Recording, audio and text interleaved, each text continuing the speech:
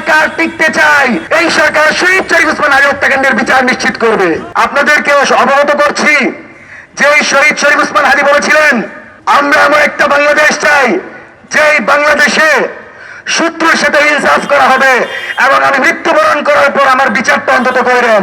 দুঃখের বিষয়, শহীদ প্রেসিডেন্ট জিয়াউর রহমানের সেই সৈনিক শহীদ শরীফ ওসমান হাদির বিচার এই তারেক রহমানের সরকার করতে পারে নাই।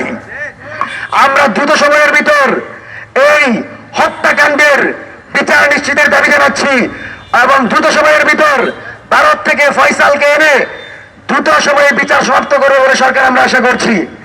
আমরা আজকের এই জায়গা থেকে স্পষ্টভাবে জানিয়ে দিতে চাই, শাপলা পিলখানা মুদি বিরোধী আন্দোলনে যারা বাংলাদেশের কামার কুমার জেলে চাষার উপর আক্রমণ করেছিল, সেই সন্ত্রাসী বাহিনীদের বিচার ছাড়া বিএনপি সরকারের কোনো সমর্থন নাই।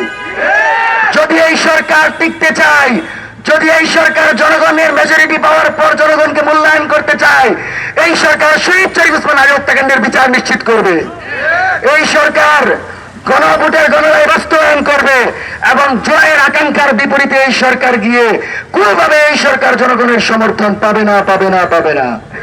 আমরা আশাবাদী, তারেক রহমান চীন সফর করেছেন, সেটাকে আমরা সাধুবাদ জানিয়েছি।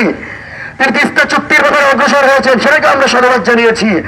এখন আপনি জুলাই হত্যাকাণ্ডের বিচার করেন, এখন আপনি হাদি হত্যার বিচার করেন, তবেই আপনি প্রেসিডেন্ট জিয়াউর রহমানের মতো বিপুল সমর্থন পেয়ে বাংলাদেশের ক্ষমতায় থাকতে পারবেন।